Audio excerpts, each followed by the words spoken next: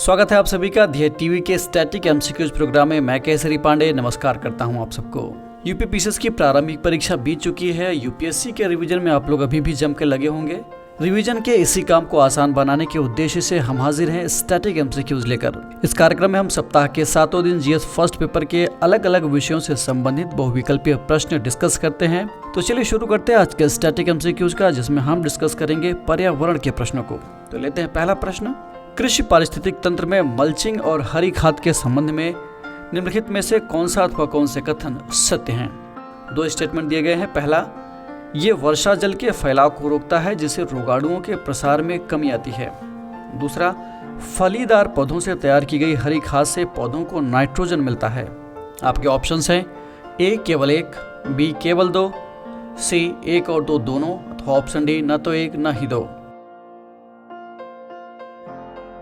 इस प्रश्न का सही उत्तर है विकल्प सी, यानी दोनों ही स्टेटमेंट सही है। व्याख्या देख लेते हैं। अमूमन हरी खाद का मतलब ऐसे फलीदार पौधों से होता है जिन्हें फसल की बुआई से पहले जोत कर मिट्टी में मिलाए जाने के लिए बोया जाता है।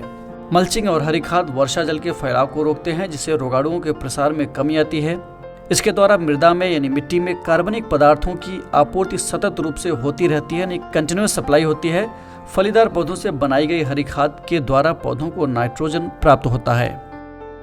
लेते हैं दूसरा प्रश्न। अपघटन करता यानी ट्रॉफिक लेवल 5 की बात हो रही है। इसके अंतर्गत निम्नलिखित में से कौन सा अथवा कौन से जीव आते हैं?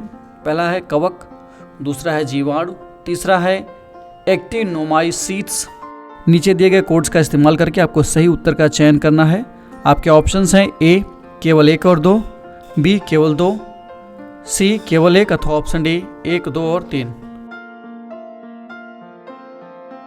इस प्रश्न का सही उत्तर है विकल्प डी, यानी ये तीनों ही यानी कवक, जीवाणु और एक्टिनोमाइसीट्स ये तीनों ही अपघटनकर्ता के अंतर्गत आते हैं।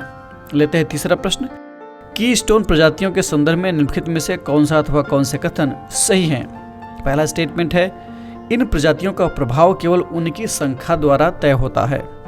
दूसरा, ये प्रजातियां सूक्ष्म जलवायु और खनिजों के स्तर को परिवर्तित कर सकती हैं। आपके ऑप्शंस हैं ए केवल 1, बी केवल 2, सी 1 और 2 दोनों, तो ऑप्शन डी न तो 1 न ही 2।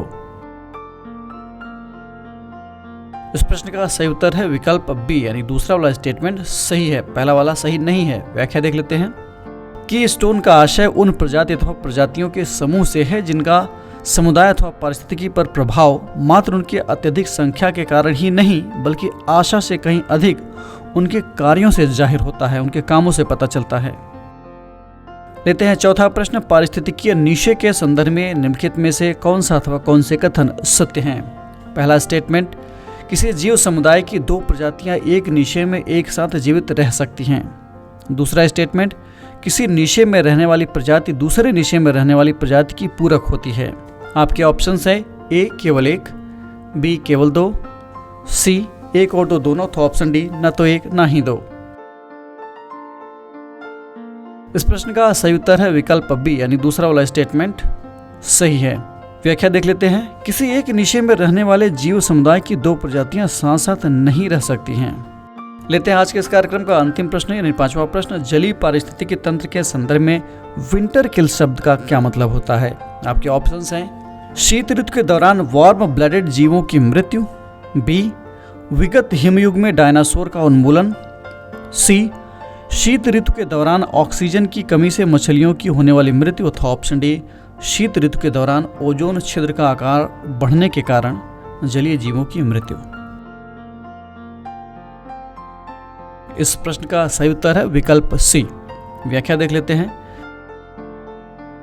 विंटर किल एक शब्द है जिसका इस्तेमाल जल निकाय में ऑक्सीजन की कमी के कारण सर्दियों में मछलियों की होने वाली मृत्यु का वर्णन करने के लिए किया जाता है। जलमग्न वनस्पति और शैवाल प्रकाश संश्लेषण की प्रक्रिया के माध्यम से ऑक्सीजन बनाते हैं। सर्दियों के दौरान ऑक्सीजन का उत्पादन अक्सर कम हो जाता है क्योंकि झील पर बर्फ और बर्फ वनस्पति तक पहुंचने वाली धूप की मात्रा को सीमित कर देती है, लिमिटेड कर देती है। जब ऑक्सीजन का स्तर घटता है तो कम प्रतिरोधक मछली की प्रजातियां और समग्र रूप से खराब स्थिति में मछलियों का दम घुटने लगता है और उनकी मौत हो जाती है। तो ये था आज का स्टैटिक एमसीक्यूज कार्यक्रम। कल हम एक नए विषय के स्टैटिक एमसीक्यू के साथ हाजिर होंगे। तब तक के लिए आप अपना रिवीजन जम के करते रहिए। हमें इजाजत दीजिए। नमस्कार।